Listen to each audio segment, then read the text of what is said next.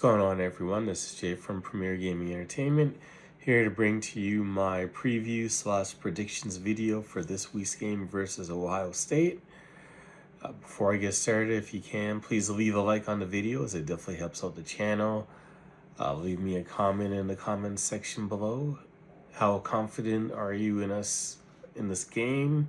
Do you think we're going to win? Do you think we're going to lose? Are you excited for the game? Has some of the excitement and luster for the game diminished because of this whole new format of, the playoffs and everything? Or are you as hyped up as you usually are for this game? Let me know how you feel about that in the comment section below. And as always, if you enjoy my content, definitely subscribe to the channel. So let's just get started with this. It's the week of all weeks. It's the biggest game of the year. And, obviously it's always a huge game, sometimes bigger than others. Like last year wasn't that big of a game as far as what was on the line because of the season that we had up until that point. But this game was still huge, and we still, for some reason, somehow were able to come away with a victory on that. So this year is much different. There's a lot more riding on it. So, from our standpoint anyways, this game is huge. Ohio State, on the other hand, technically speaking, everything other than seeding is already done for them.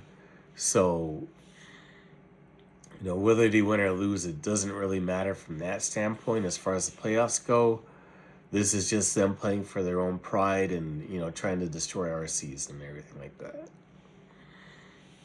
So, as it is right now,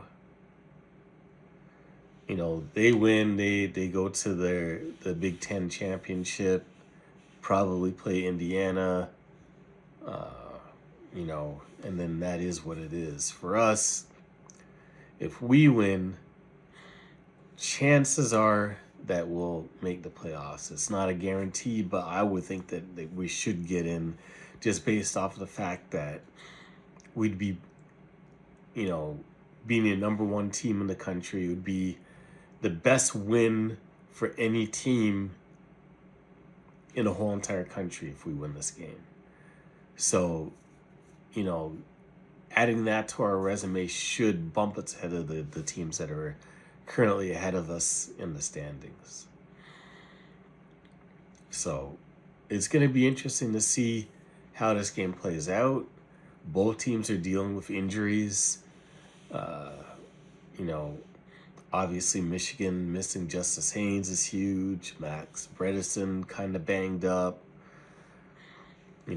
Jordan Marshall will go, but he is still kind of hurt. So, you have that.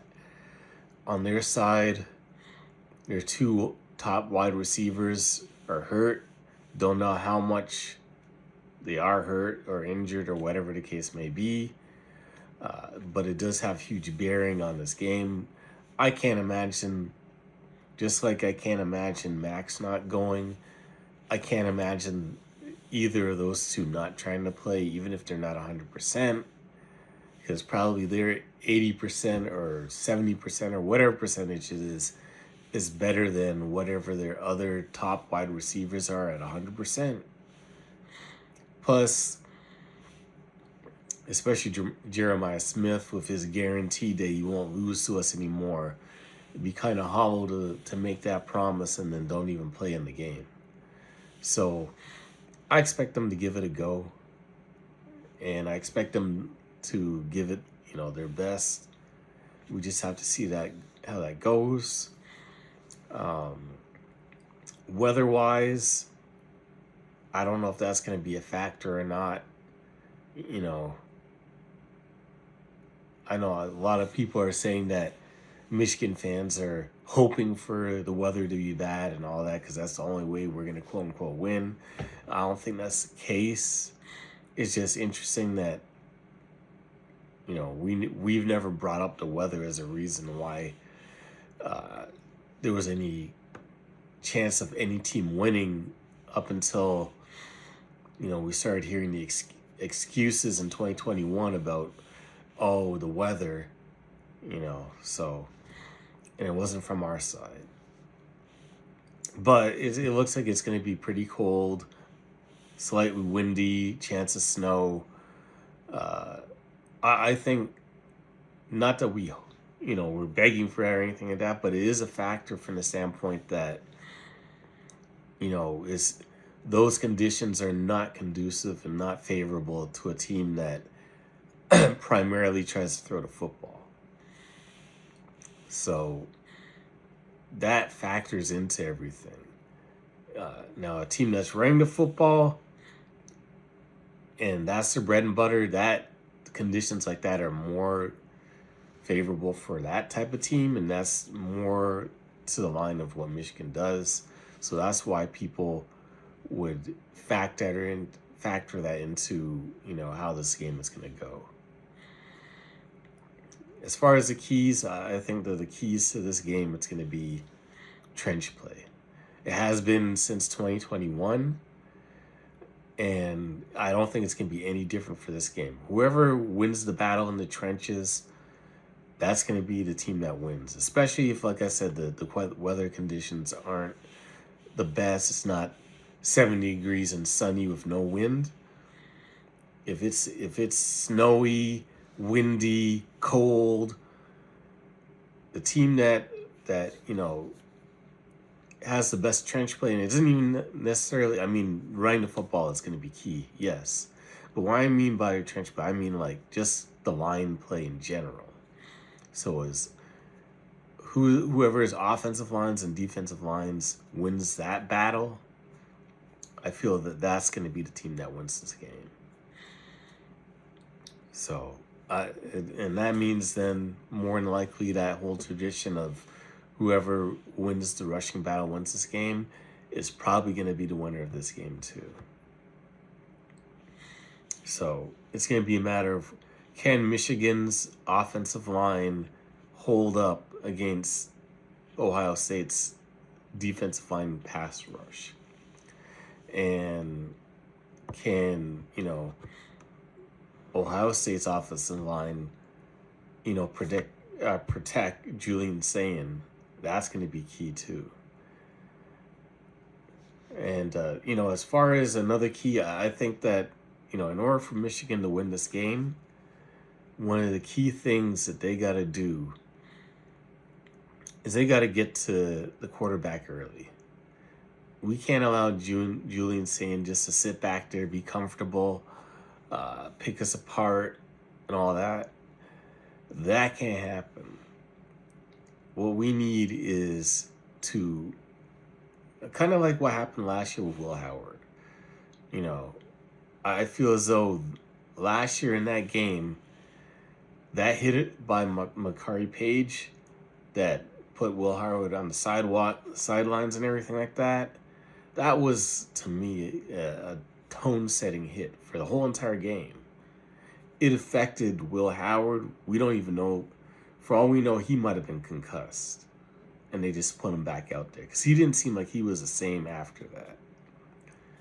And it just, to me, it just set a whole vibe of toughness and grit and everything that was instilled on that Michigan football team that allowed them to pull off that victory last year. We need something like that. Some sort of play where, we get to him early, we hit him. He's a California kid, so who knows how he's going to react to this cold. We need for him to feel all of the elements early and often, so he doesn't feel comfortable. He's not just sitting there, picking us apart. We want to see him seeing ghosts. We want to feel like he has to run for his life. We want to make him as uncomfortable as humanly possible. I think if we were able to do that early, is going to set a tone for the rest of the game and allow us to sit back, play defense. Hopefully we're not playing any crazy man. We're not blitzing like crazy, leaving us on islands and stuff like that. The Don Brown playbook 101. We're playing sound defense. We're not allowing any D shots, any big plays, any plays that allow Jeremiah Smith or Carnell Tate to get behind the defense. We keep everything in front of us. We rally to the football, and if they're gonna score, they gotta grind it out and have these long drives in order to score. I think that's going to be the key. That's how we've won these last 4 games. We haven't allowed any huge plays. We've let the defense just sit back, and if they're going to score, they got to earn it. So if we do that, I think we have a huge opportunity to win this game. On offense, for us, we can't turn over the football. We have to take care of the football, play our game, force Ohio State to play to our game, as opposed to us trying to, play to their game, air it out, get into a shootout. We don't need any of that. We need this to be a slow, grinded out game, kind of how like last year was, where it's not a whole lot of scoring, it's a lot of defense. If you're gonna score, you got to sustain a drive of 10 plus plays. It's got to be systematic, and I feel that if we're able to get into that type of game, that's going to favor us, because in that standpoint, you're relying on more so the ground game. You're relying on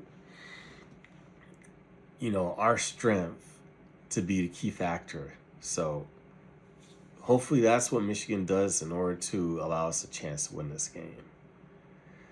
So anyways, as far as my prediction, I think that this year, I know last year I didn't think we had a chance, and somehow we still won. This year we have a huge opportunity. So I think this is going to be a close game. And I think in the end, it's going to probably come down to a Zavada kick in order to win us this game. So I have the final score of this game.